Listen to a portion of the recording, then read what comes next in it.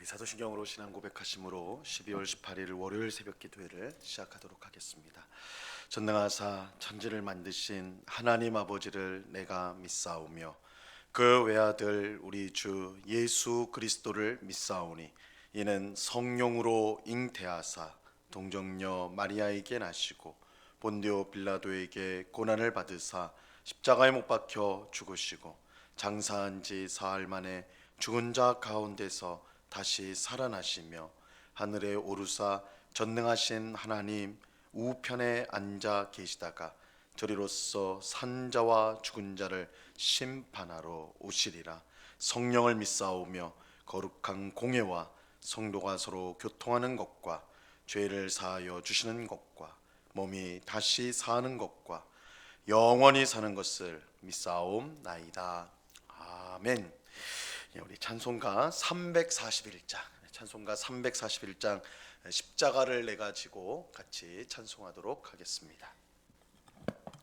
찬송가 341장, 이전 토요일 찬송가는 367장 찬송입니다.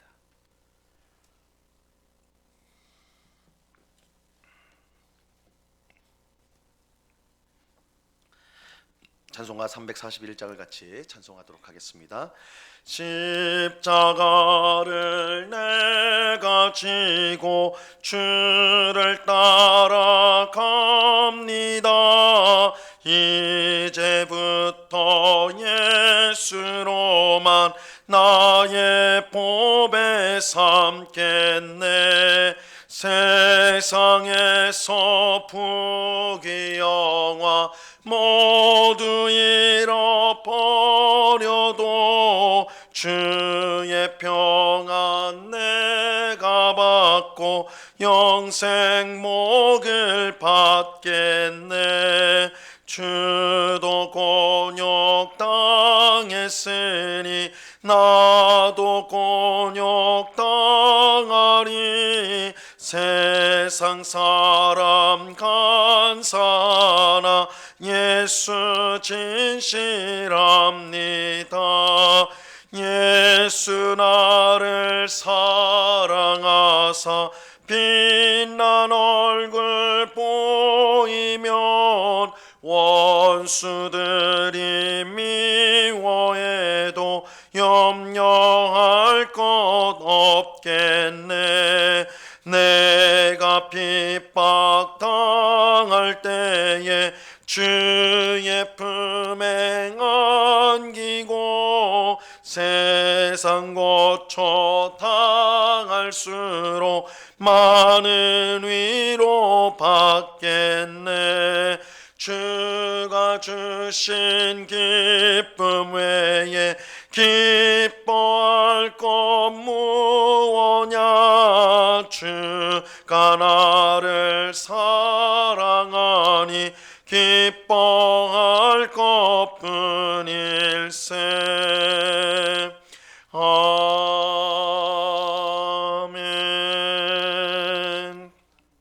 기도하겠습니다. 참 좋으신 아버지 하나님, 감사합니다. 강추위가 있지만 주님을 사랑하는 주의 백성들이 금에도 불구하고 이렇게 주님 앞에 나와 기도할 수 있도록 은혜 베풀어 주심을 감사합니다. 내가 새벽에 너희를 도우리라고 하신 말씀처럼 이 시간에 간구하는 저희들의 마음의 소원을 이루어 주시고 하나님의 뜻이 우리의 가정과 또한 우리의 일터와 우리가 있는 모든 것에서 이루어져서 하나님께 영광을 돌리며 또한 하나님이 주시는 풍성한 삶을 살아가는 저희 모두가 될 수 있도록 주장하여 주시옵소서. 아버지 하나님, 우리 마음속에 있는 헛된 욕심을 내어버리게 하옵시고 언제나 주님의 뜻을 따르게 하옵시고 우리가 주님 안에 있으므로 모든 형편과 상황 속에서 만족하는 저희들 되게 하여 주옵소서. 세상에 많은 것들이 있어야지만 행복한 것이 아니라 오직 예수님 안에 있을 때에 온 세상을 창조하시고 다스리시는 또한 만물의 주인이 되시는 하나님 안에 있을 때에 우리가 참으로 행복한 줄로 믿고 항상 주님을 찾고 구하는 저희 모두가 되도록 믿음을 더하여 주시옵소서. 이 시간에도 우리 마음속에 있는 모든 염려들, 근심들을 다 주께 맡기게 하옵시고 우리를 가장 복된 길로 인도하여 주시는 하나님이신 줄로 믿고 주님만을 붙들며 오늘도 살아가는 저희 모두가 되게 하여 주시옵소서. 이 시간 주의 말씀을 듣고자 합니다. 성령 하나님께서 밝히 조명하여 주셔서 말씀의 뜻을 잘 깨닫게 하옵시고, 이 말씀이 우리의 영의 양식이 되게 하옵시고, 우리의 믿음이 견고해지고 소망이 더욱더 분명해지며 우리의 사랑이 깊어지는 귀한 은혜를 누리게 하여 주시옵소서. 감사와 찬송을 주께 드리오며 예수 그리스도의 이름으로 기도드리옵나이다. 아멘. 우리 하나님 말씀을 다 같이 봅니다. 마가복음 6장 14절에서 29절까지의 말씀을 우리가 다 같이 보도록 하겠습니다. 마가복음 6장 14절에서 29절까지의 말씀입니다.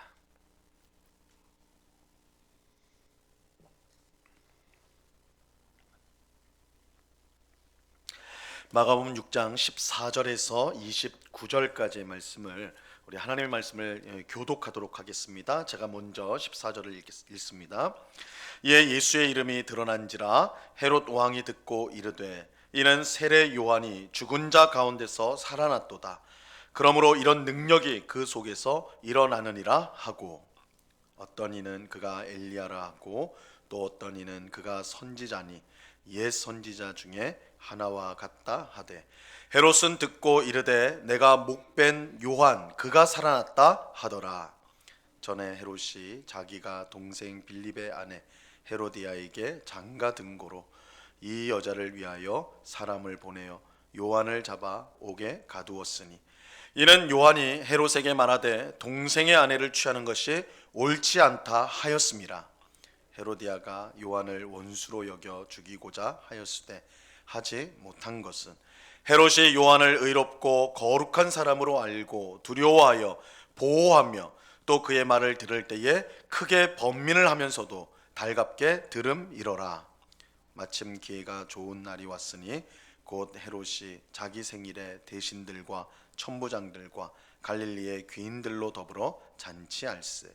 헤로디아의 딸이 친히 들어와 춤을 추어 헤롯과 그와 함께 앉은 자들을 기쁘게 한지라. 왕이 그 소녀에게 이르되 무엇이든지 내가 원하는 것을 내게 구하라 내가 주리라 하고, 또 맹세하기를 무엇이든지 내가 내게 구하면 내 나라의 절반까지라도 주리라 하거늘, 그가 나가서 그 어머니에게 말하되 내가 무엇을 구하리이까? 그 어머니가 이르되 세례 요한의 머리를 구하라 하니, 그가 곧 왕에게 급히 들어가 구하여 이르되 세례 요한의 머리를 소반에 얹어 곧 내게 주기를 원하옵나이다 하니, 왕이 심히 근심하나 자기가 맹세한 것과 그 앉은 자들로 인하여 그를 거절할 수 없는지라. 왕이 곧 시병 하나를 보내어 요한의 머리를 가져오라 명하니, 그 사람이 나가 옥에서 요한을 목베어 그 머리를 소반에 얹어다가 소녀에게 주니, 소녀가 이것을 그 어머니에게 주니라. 요한의 제자들이 듣고 와서 시체를 가져다가 장사하니라. 아멘. 우리가 전에 살펴본 대로, 지난 시간에 살펴본 대로 예수님께서 그의 제자들을 둘씩 짝지어서 여러 마을로 보내셔서 복음을 전하게 하셨습니다. 그 결과 예수님의 이름이 많은 사람들에게 알려지게 되었습니다. 그리고 갈릴리를 다스리던 헤롯 왕의 귀에도 예수님의 소문이 들리기 시작하였습니다. 들어가게 되었어요. 근데 여기 나오는 이제 헤롯, 오늘 본문에 나오는 이 헤롯 왕은 예수님이 태어났을 때 예수님을 죽이려고 했던 헤롯 대왕과는 다른 사람입니다. 이 오늘 본문에 등장하는 헤롯 왕은 헤롯 대왕의 아들이에요. 헤롯 대왕의 아들로서 정확히 그 이름을 말하면 헤롯 안티파스라는 이름을 가지고 있습니다. 헤롯 대왕이 죽은 후 이스라엘은 그의 아들 3명이 이제 이스라엘을 나눠서 다스렸는데, 그 아들 중 한 명인 헤롯 안티파스가 예수님이 주로 활동하셨던 갈릴리를 다스렸습니다. 근데 예수님에 대한 소문을 들은 헤롯은 두려웠습니다. 왜냐하면 죽은 세례자 요한이 다시 살아났는데 그가 바로 예수님이다, 이렇게 어떤 사람들이 말하고 있었기 때문입니다. 이 사람들의 말을 듣고 헤롯이 두려워한 이유는 이 자신이 세례자 요한을 죽였기 때문이에요. 16절 말씀에 보시면 헤롯은 듣고 이르되 내가 목벤 요한 그가 살아났다 하더라. 내가 목을 벤 요한이 다시 살아났다. 그래서 예수님으로 다시 살아나서 이렇게 활동하는 것이다. 그렇게 생각을 한 것이죠. 자, 그러면 왜 헤롯은 세례자 요한을 죽였을까요? 그 이유는 세례자 요한이 헤롯이 범한 죄를 공개적으로 지적하고 책망하였기 때문입니다. 17절과 18절을 보세요. 전에 헤롯이 자기가 동생 헤롯의 아내 헤로디아에게 장가 등고로 이 여자를 위하여 사람을 보내어 요한을 잡아 옥에 가두었으니 이는 요한이 헤롯에게 말하되 동생의 아내를 취한 것이 옳지 않다 하였습니다. 헤롯은 자기 동생 빌립의 아내였던 헤로디아를 빼앗아 자기 아내로 삼는 악행을 저질렀습니다. 멀쩡한 자기 아내를 쫓아내보내고 동생의 아내를 자기 아내로 삼는 그 악행을 저질렀어요. 이것은 형제의 아내를 범해서는 안 된다라는 율법을 정면으로 어긴 것이죠. 이에 세례자 요한은 동생의 아내를 취하는 것은 죄라고 요한을 책망하였습니다. 이러한 세례자 요한의 책망이 계속되니까 이 헤롯이 평소에는 이 세례자 요한의 말이 하나님의 말씀이라 이렇게 생각하고 그것을 헤롯 세례자 요한이 참으로 껄끄러운 대상이긴 하지만 그의 말을 달갑게 들었거든요. 오늘 본문에 보니까 마음에 어려움이 있지만 그래도 들었다. 그런데 이렇게 헤롯 왕을 계속 세례자 요한이 책망을 하니까 이게 혹 자기 권력에 위험이 될까, 또 백성들이 동요할까, 그래서 그를 옥에 가두었던 거예요. 근데 세례자 요한을 껄끄러워했던 것은 헤롯만은 아니었습니다. 무엇보다 헤롯의 아내가 된 헤로디아는 더욱 세례자 요한을 죽이고자 힘썼어요. 미워해가지고 죽이고자 힘썼습니다. 그러던 중 헤로디아에게 이제 기회가 찾아왔어요. 세례자 요한을 제거할 기회가 찾아왔습니다. 이 헤롯의 생일에 헤로디아의 딸이 그를 기쁘게 하기 위해서 춤을 추었는데 이 잔치가 열려서 생일 잔치가 열린 것이죠. 이때 헤로디아의 딸이 그 잔치 자리에서 왕을 기쁘게 하기 위해서 춤을 추었어요. 근데 헤롯이 그 춤을 보고 너무 기뻐했습니다. 너무 기뻐했어요. 기분이 좋아진 헤롯이 그 딸에게, 헤로디아의 딸에게 내가 원한다면 나라의 절반이라도 주겠다, 너의 소원을 이루어 주겠다, 그렇게 약속을 하죠. 이 약속을 받는 헤로디아의 딸은 어머니에게 달려가서 내가 왕에게 무엇을 구하면 될까요? 이렇게 하니까 헤로디아가 이것을 기회로 삼아서 세례자 요한의 목을 구하라, 세례자 요한의 목을 달라 하라, 이렇게 딸에게 말을 하였습니다. 그래서 헤롯은 이제 그 헤로디아의 딸의 요청을 따라서 세례자 요한의 목을 베어서 주게 되지요. 이게 세례자 요한을 처형하게 됩니다. 바로 이 사건 때문에 지금 세례자 요한이 예수님으로 다시 살아났다, 이 소문을 헤롯이 듣고는 심히 두려워하였던 거예요. 자, 오늘 이야기를 통해 하나님께서 또한 예수님께서 우리에게 주시는 교훈, 하나님께서 우리에게 주시는 교훈은 무엇일까요? 오늘 말씀을 우리가 보기 전까지 우리는 예수님이 힘있게 복음을 전하는 모습을 계속해서 보았습니다. 예수님께서 큰 광풍이 이는 갈릴리 호수에서 그저 말씀으로 바람과 바다를 잠잠케 했지요. 굉장히 신나는 얘기예요. 예수님이 잠잠하라 하니까 바람과 파도가 잠잠해졌어요. 예수님은 말씀으로 수천이 넘는 귀신떼, 군대라는 이름의 귀신의 떼를 몰아내셨어요. 말씀만으로 나가라 하니까 수천의 귀신이 그 예수님의 권위 있는 말씀에 순종하여 쫓겨났죠. 그리고 12년 동안 혈증으로 고생하던 여인이 믿음으로 예수님의 옷을 만지니까 그 병이 즉시 나았어요. 회당장 야이로의 죽은 딸에게 예수님께서 달리다쿰, 소녀야 일어나라, 그러니까 죽은 소녀가 다시 살아나는 역사가 일어나게 되었죠. 또 어제 본 말씀대로, 지난 시간에 본 말씀대로 예수님은 제자들을 보내서 자신과 같이 귀신을 쫓아내고 병든 자를 고치는 일을 하게 하셨어. 예수님과 그의 제자들이 하는 모든 일마다 하나님의 능력이 강력하게 나타났고 승리가 주어졌습니다. 그야말로 하나님 나라가 영광스럽게 아주 권능 있는 모습으로 예수님과 제자들을 통해 드러나게 된 것입니다. 하지만 오늘 말씀은 지금까지와의 상황과는 완전히 분위기가 달라요. 완전히 다릅니다. 하나님의 능력도 승리도 영광스러움도 전혀 보이지 않아요. 세례자 요한이 이처럼 억울하게 죽은 이유가 무엇입니까? 하나님의 말씀을 어긴 헤롯의 죄를 지적한 것 때문이었습니다. 이것은 옳은 일이었고 하나님이 원하시는 일이에요. 그죠?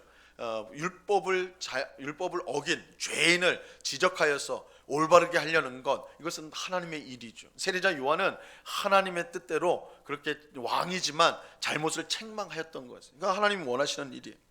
하지만 세례자 요한은 바로 그 일 때문에, 하나님이 원하시는 그 일 때문에 죽임을 당하였습니다. 이것을 통해 우리가 깨달아야 될 중요한 사실이 있습니다. 우리가 주님의 일을 할 때 언제나 거기에 능력과 승리와 영광만 나타나는 것은 아니라는 거예요. 어떨 때는 우리가 주님이 원하시는 일을 했는데도 불구하고 억울한 일이 생기고 그 일 때문에 고난이 우리에게 주어질 때도 있다라는 것입니다. 근데 우리는 이것을 이상하게 생각해서는 안 돼요.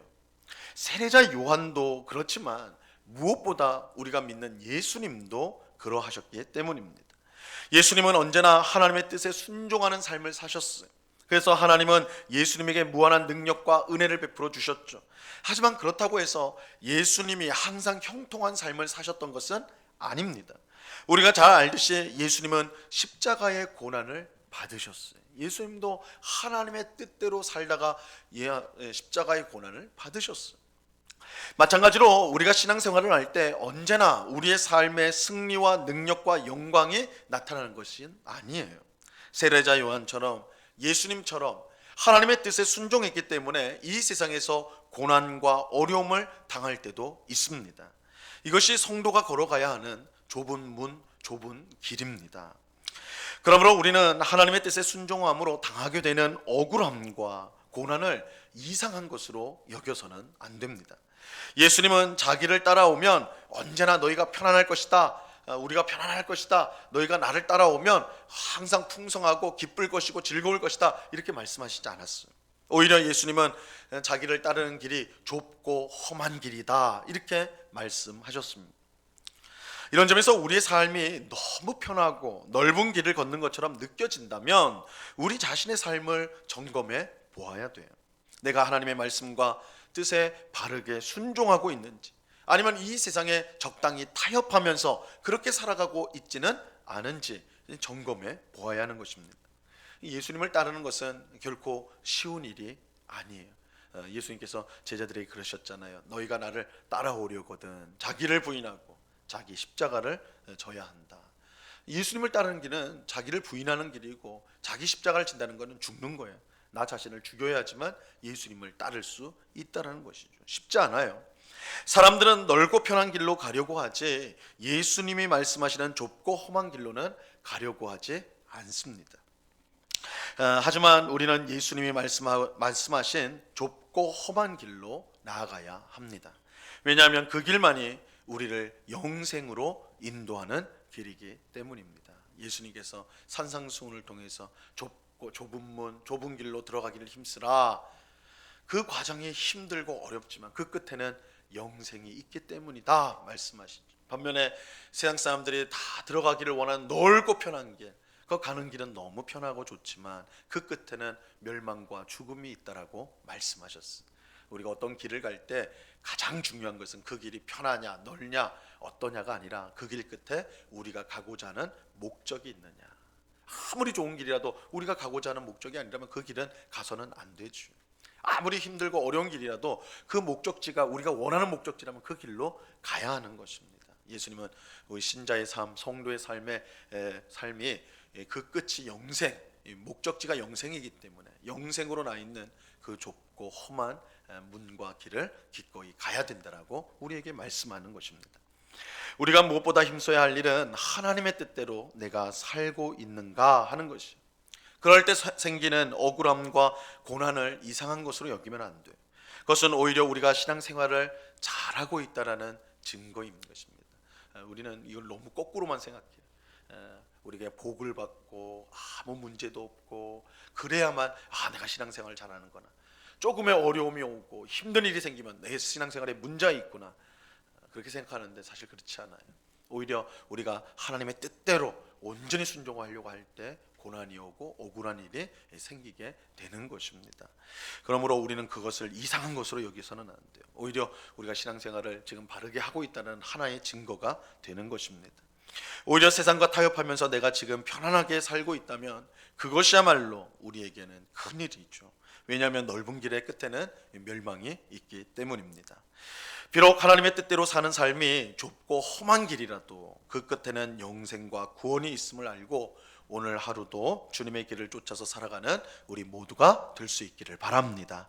주님의 뜻을 행함으로 오는 억울함과 고난을 묵묵히 견디면서 끝까지 순종하여 하나님이 주시는 영광, 진정한 승리를 얻는 오늘 우리 모두가 될 수 있기를 우리 주님의 이름으로 간절히 축원합니다.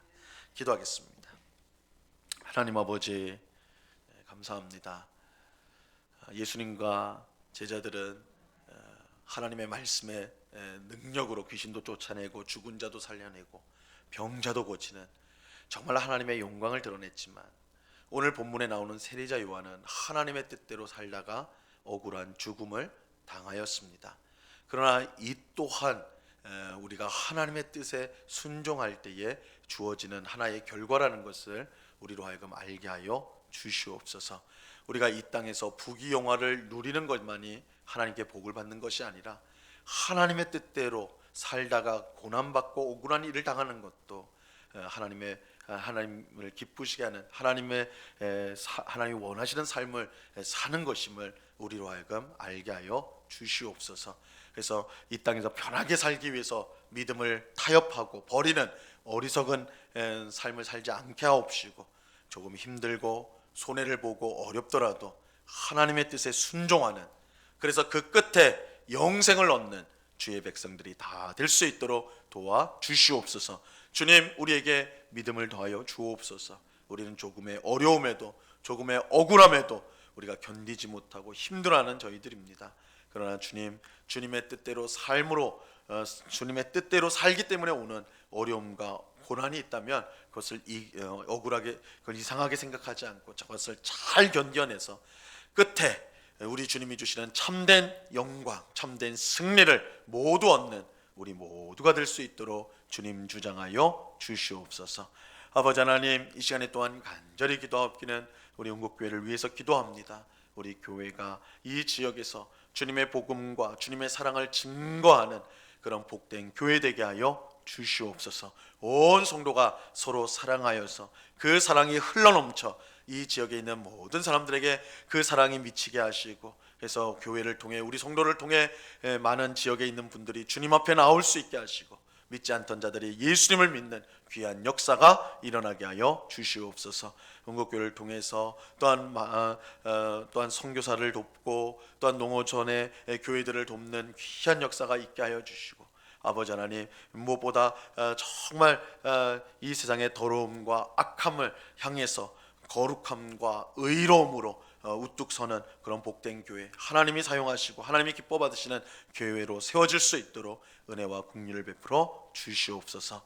아버지 하나님, 이 시간에 여러 가지 간구의 제목들로 기도하는 주의 백성들 한 사람 한 사람 붙들어 주시고 우리의 기도에 신실하게 응답하여 주시는 하나님을 경험하는 귀한 기도의 은혜를 체험하는 이 시간 되도록 주장하여 주시옵소서. 감사와 찬송을 주께 드려오며 예수 그리스도 이름으로 기도드리옵나이다. 아멘. 하늘에 계신 우리 아버지여, 이름이 거룩히 여김을 받으시오며 나라에 임하옵시며 뜻이 하늘에서 이룬 것 같이 땅에서도 이루어지이다. 오늘날 우리에게 용할 양식을 주옵시고 우리가 우리에게 죄 지은 자를 사하여 준 것 같이 우리 죄를 사하여 주옵시고 우리를 시험에 들게 하지 마옵시고 다만 악에서 구하옵소서. 대개 나라와 권세와 영광이 아버지께 영원히 있사옵나이다. 아멘.